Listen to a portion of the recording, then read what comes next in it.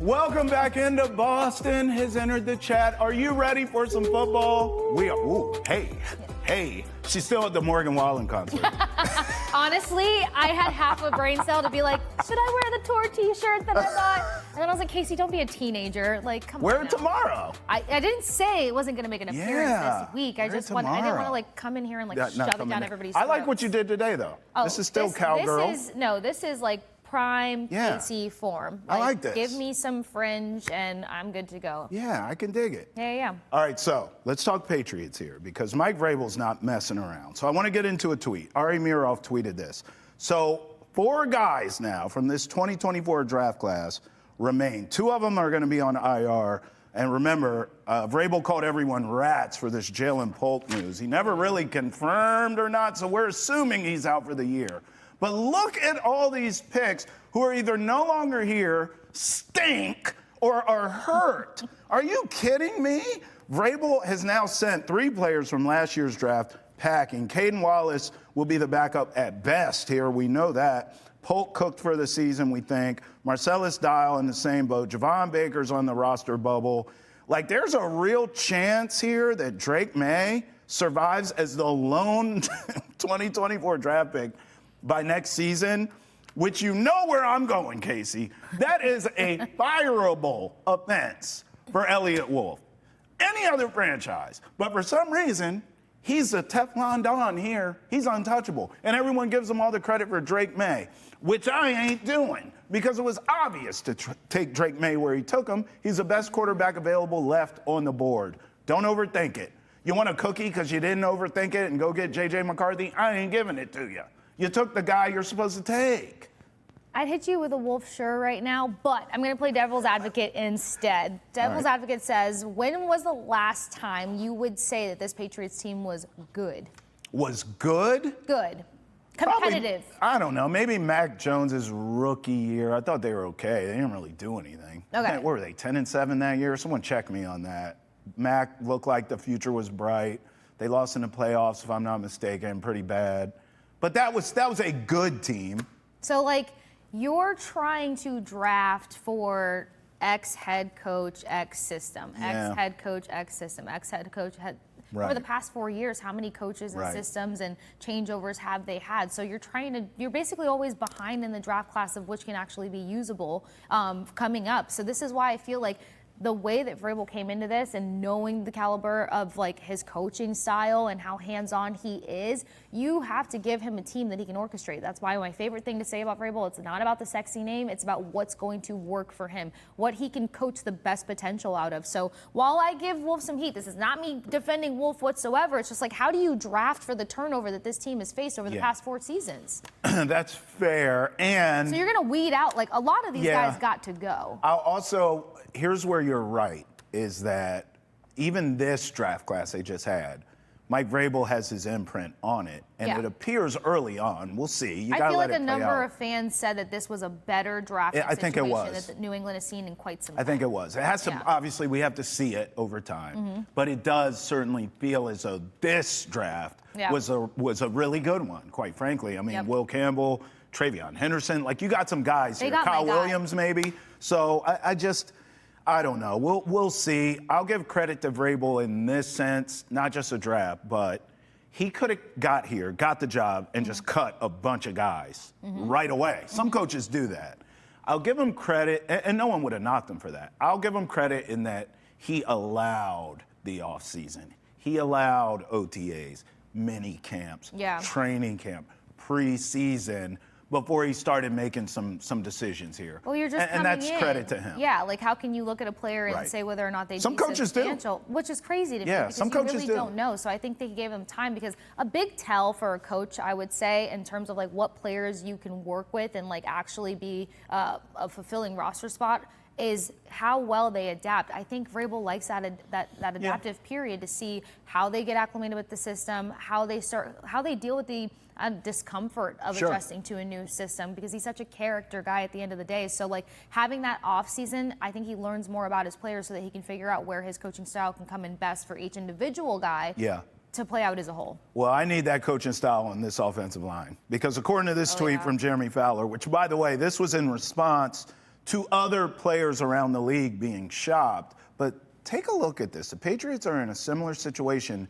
Teams I've talked to consider Vederian Lowe and Demontray Jacobs potentially available. So if you're shopping these guys, okay, I guess, but doesn't this offensive line suck? So why are we, am I getting back offensive linemen in these trades? Because I don't have bodies to give, I don't think. Well, because there's really not much depth there. I mean, Right. You're talking about, let's say Lowe goes, then Wallace becomes the backup to Will Campbell.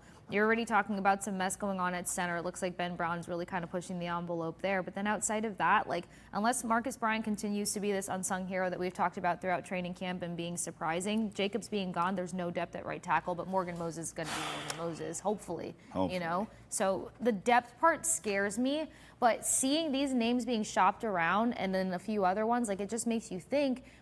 I feel like Vrabel was kind of alluding to the fact that there could be a move in hand here to make sure that this roster can take the next step. And in order for that move to happen, you're talking about a few trades potentially taking place. Yeah, and I'm all for all those trades because most of the trades we think that are available are star players. Yeah. And you and I have talked about this. Micah Parsons, how do you potentially. go after these star Trey players? Hendrickson, we know is available. Terry McLaurin, potentially. So I get it. I just don't know if I want to give away offensive linemen to get them. Does that make sense? Like, I want all three of those guys, I said. Are you more against giving away offensive linemen, which will play with the depth or lack thereof, or a first-round pick? Oh, God. Because if you guys missed it last week, the debate was giving up a first-round pick. I was stingy. You're stingy on that. I'm not. But you know what? We're both tied together here. You were stingy in giving away first-round picks because you want to address the offensive line with those picks. Yep. God, but could you get a superstar and a top level offensive lineman with the players that are looking or being shopped around? Here's where I don't think I can answer. It's because we're both going to lose here. Vederian Lowe, Demontray Jacobs, whoever on that line will be traded along with a first-round pick. That's what's going to happen. We're both going to lose this. I don't want to give up depth with the offensive line because your offensive line isn't good. Could it be along with a first-round pick, or could it be with another player?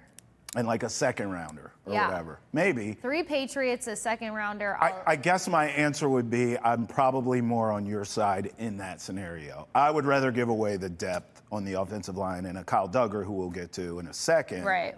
And a second round and a fourth or whatever. If that's something I can negotiate, I'm more with that's you. where I'm leaning. Yes, I'm more with you there. And maybe that's part of this. Yeah. Maybe that's why those guys are out there, because they're like, hey, we can give you bodies and a second and a fourth for this star player. Because what we're talking about, where this team can go, draft classes getting better and more suitable. Talk about a scenario where they have a first-round pick in the upcoming draft, and there's a notable left tackle for real in there. Then you put Will Campbell where he makes his bread butter and sauce, and then you're looking at guys kind of lining up, and then you got a good 1-2 for when it comes to your first and second strings across the board for your offensive line. Yeah, no, listen. In addition to being the president of the Morgan Wallen fan club, you are a fantastic GM because you make a great point. Here's another one. You know, Kyle Duggar, this entire preseason, I'm thinking, he's trying to get out of the doghouse, hope this team win. I actually now think, after seeing this tweet from Ann Rappaport, I actually think Kyle Duggar was just auditioning for other teams here. So here's a Rap Sheet tweet. They're shopping Kyle Duggar. Sources say they're their starter the last 5 seasons.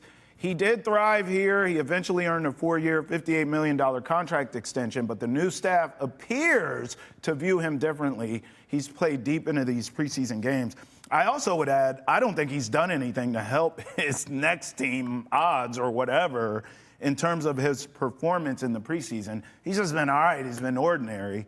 But I like him. He's struggled with getting the scheme. Yeah, he has struggled in this scheme. So talk about a guy who, what he did to earn that extension. Yeah. I think I was trying to make a case last week. I didn't figure out the specific numbers and stuff, or how consistently he was playing in man-to-man versus zone. But the way that you have to be more agile and flexible and really keen with your football knowledge, like that stuff, he only has so much more time to get acclimated. So Vrabel's credit to giving him the chance, because he could have started shopping him a couple weeks ago. But giving him the opportunity to have the auditions with the preseason games, knowing his capability in certain schemes and how he could be more efficient, I feel like that could be an adequate piece to move on from and try to get something in return. I do too. In fact, I'll give you a team because they said it. The Bengals said, look, if we are to move a Trey Hendrickson, at least the sources say this is what the Bengals said. If we are to move off a Trey Hendrickson, we need a defensive player in return.